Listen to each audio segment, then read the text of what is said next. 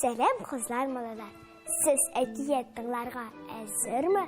Бүген мин сезгә Абдулла Алишның Песиләр һәм Күселәр дигән әкиятен сөйләячәкмен.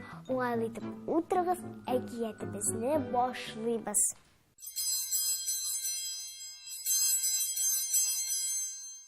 Үзе кечкенә генә, шаян гына, күрер күзгә матур, карап торырга батыр, яшәгән бер песи баласы.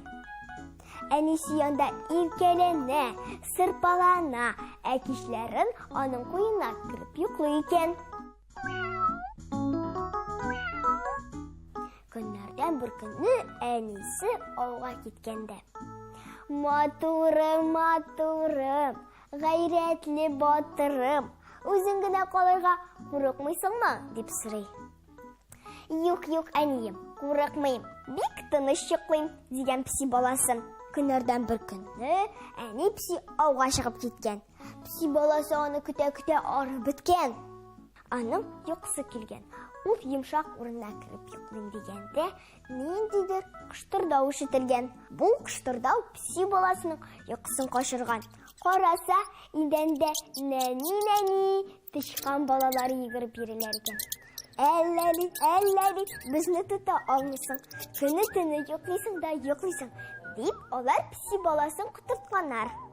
Ә менә песи баласы идәнгә сикереп төшүгә кайсы кая качалар икән. Песи баласы тамам аптырап беткән, ләкин берсен дә тота алмаган. "Менә ни генә кайтсын, бөтенегезне тоттырып бетерәм" дигән ул. Әнисе кайткач, ул бөтен хәлне сөйләп биргән. Әнисе аңа хәйләле юллар, киңәшләр биргән. Һәм икенче көнне тагын ауга чыгып киткән. Чыккан балалар тагын идән астыннан чыкканнар һәм песи баласын котыртырга тотынганнар. Ләкин песи баласы бу тапкыр аларны бик кызык иткән. Урыныннан сикереп төшкәндә, почмактагы тишекләрен бикләп куйган. Тышкан балалары тамам аптырап беткәннәр.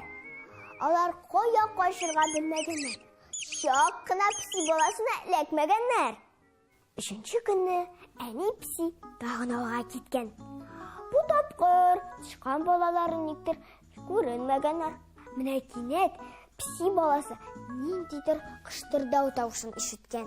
Песи баласы әни кайткан ахры дип уйлаган. Ни күзе белән күрсен, идәндә зур күселәр йөгерешеп йөриләр икән. Песи баласы алардан да куркып тормаган. Сикереп төшкәндә, аларның тишекләрен бикләргә йөгергән. Мискинем, тишекләрен биклим дигәндә, чак кына үзе анда егылып төшмәгән. Ә күсләр аны куа-куа алышытып бетергәннәр.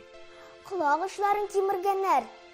Ул көч хәл белән генә качып котылган.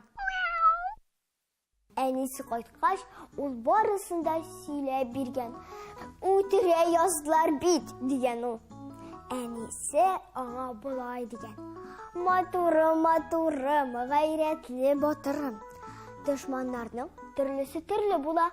Алар төрлесе төрле һөҗүм кыла. Шуңа күрә аларга каршы да төрле хәйләләр белән көрәшергә кирәк" дигән ул. Хәзер инде нәни песи барлык дошманнарын да танырга өйрәнгән.